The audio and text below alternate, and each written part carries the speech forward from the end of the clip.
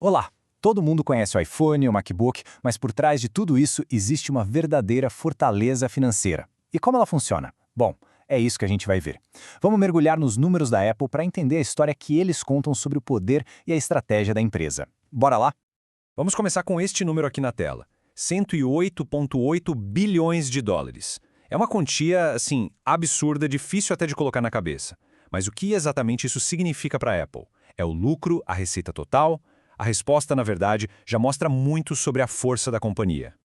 Então esse número gigantesco é o fluxo de caixa livre da Apple. Para simplificar, pensa nisso como o salário líquido da empresa no final do ano. Sabe, depois de pagar tudo o que precisa para funcionar e crescer, as fábricas, os salários, a pesquisa e desenvolvimento, é esse o dinheiro que sobra, limpo, no caixa. É pura potência financeira. Ok, se sobra tanto dinheiro, a primeira pergunta lógica é: quão boa a Apple é em gerar lucro? Para começo de conversa, vamos dar uma olhada na eficiência dela em transformar vendas em dinheiro de verdade no bolso.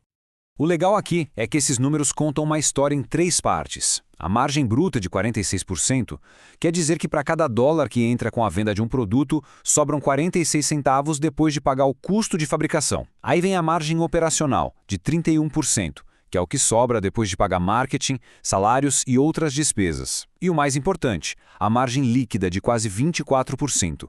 Isso é o lucro final. Pensa bem, quase um quarto de tudo que a Apple fatura vira lucro puro. É uma verdadeira máquina de fazer dinheiro.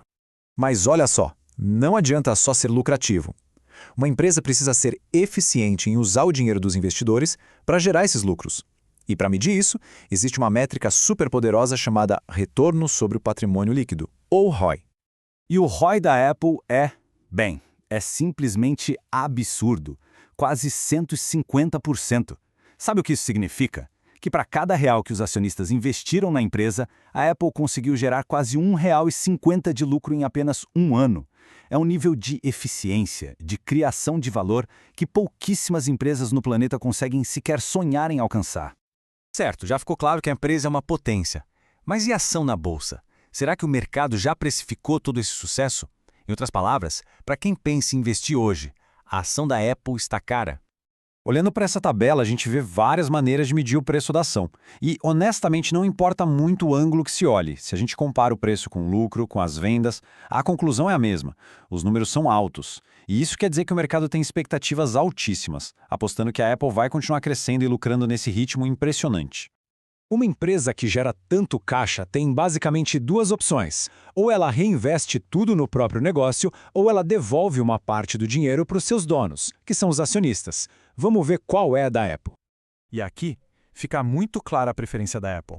O dividend yield, que é o dinheiro pago diretamente na conta do acionista, é bem baixinho, menos de 0,5%. Agora olha o buyback yield, bem maior, quase 2,7%. Isso mostra que a principal estratégia da Apple é usar o seu caixa para recomprar as próprias ações no mercado. A ideia é diminuir o número de ações por aí e, com isso, aumentar o valor de cada uma que sobra. Esse gráfico aqui só confirma a estratégia. Só uma fatia bem pequena do lucro, uns 15%, é paga em dividendos. A maior parte, quase 85%, fica dentro da empresa. E para quê? Para financiar o futuro. Inovação, possíveis aquisições e, claro, aquele programa gigantesco de recompra de ações que a gente acabou de ver. Até agora, nós vimos os números que estão nos relatórios da Apple. Mas agora vem a parte que eu acho mais interessante.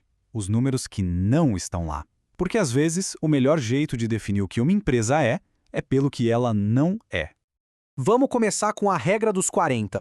Essa é uma métrica super importante para empresas de software por assinatura, as famosas SaaS. O fato de que ela nem se aplica à Apple já manda um recado. Por mais forte que seja a área de serviços, o coração do negócio da Apple não é ser uma empresa de assinaturas de software. Em seguida, o NIM, ou margem financeira. Esse é o principal indicador de lucro para um banco. E, de novo, não se aplica aqui. Isso desenha uma linha bem clara.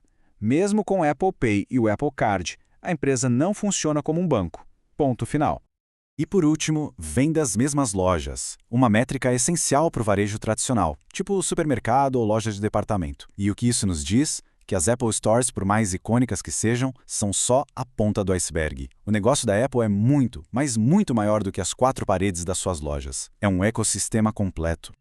A grande sacada aqui é essa. Os indicadores que não se aplicam definem a Apple por eliminação. Ela não é uma empresa pura de software, não é um banco e não é uma varejista tradicional. A ausência desses números pinta um retrato do modelo de negócio único dela de um jeito tão claro quanto os números que a gente viu lá no começo. No fim das contas, o quadro que se forma é bem nítido. Os números mostram uma fortaleza financeira com uma lucratividade incrível, uma eficiência fora da curva e uma estratégia de retorno aos acionistas muito bem definida. Isso tudo nos deixa com uma pergunta no ar. Com a tecnologia e o mercado mudando tão rápido, que história será que esses mesmos indicadores vão contar daqui a um ano? Fica a reflexão.